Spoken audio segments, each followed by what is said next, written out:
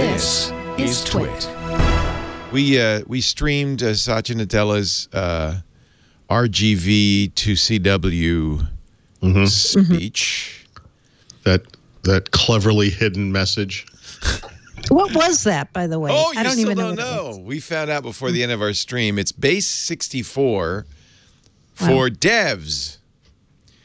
It's his way of saying developers. I wouldn't give him personal credit for that, but yes. It was clever. I thought that was clever.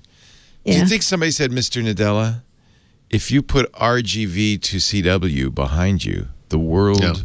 It's an Easter egg. Cool. It will be super cool. Yeah. I don't think he even knew about it. I think they just said, "Here, stand here, read that." You don't think that's his house? Was that his house? It looked like that's a set. a good question. I think a lot of those were sets. It doesn't look like that all the time. I can tell you that. Well, and then we watched the Imagine Cup, which was better, frankly. Because it didn't have. I don't know. I just felt a little less awkward. Actually, I'll tell you. You know why it was better? Why? And it was the reason everything was better, because everything was held to 20 to 30 minutes. Yes, short. That honestly, that made it better. Yeah. Just get to the point. I'll agree with you on that. You know? Yeah. I know. Keep things moving. That's always good. Yeah. And I would have changed the order of things a little bit. Oh yeah. Well, let me just. So we watched Scott Hanselman, and I had a blast with that because he's sitting in his own computer. And he loves, he's a real geek, and so he loved playing and pushing all the buttons, and it was really cool. He had a stream deck.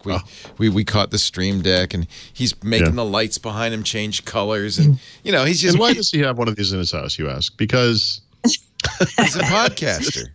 That's why. Okay. Didn't his kids sneak a little view in the door or something too? Yeah, and his was more natural than the Panos Panay faux. Every time a child appeared on any video, it was very obviously not natural. Yeah, staged. And that was the one thing you got to give them credit for pulling this thing off. It was awesome overall. I thought they did great. I think the stuff they did from home was. I think it's an interesting insight. I think I said this to Brad Mahedi this morning. It's really interesting. You see the executives like Scott Gu or Satya Nadella or whoever, and they're in their mansions or whatever, and then there's like these. It's like this guy or woman who works on Edge, or this person who kind of a 20-something, and they're in like an apartment. I loved it. With nothing. It was real. It was genuine. I really loved it. That stuff was really genuine. Yeah. I thought it was really really great. Yeah. I really enjoyed it. Now we had to tune out before Scott. In fact, we tuned out. We watched most of Hanselman's piece, but we stopped when he started doing .NET. As soon as I went to Visual Studio, I like the VS Code stuff, of course. Yeah. In fact, I've been told I'm going to be bumped ahead in the line on that cool, what do they call it? I love it. Anyway, there's a lot to talk about. Talk about. Holy cow! Let's get started. So, build finishes today. It's only a 2-day event. It's all tomorrow's like reruns of content. So if you miss anything, you can watch tomorrow. That's one thing I love about this is that nobody had to pay for it, and everybody was invited. And look, no one is saying this exactly this way. I mean, obviously, there's a lot of speculation around. Someday in the future, Microsoft and other companies will have these in-person conferences. Yes. But how will this experience impact what those things look like? Because in the very near future, and then in the future going, forever maybe, there are just going to be people who don't want to come physically and be around that many people. Right. Yeah. You've spoiled us. Will they? Yeah. So will they do something like this plus the live event? Yes, because there are still people who want to get together. Oh, there's you missed that part, right? Yeah.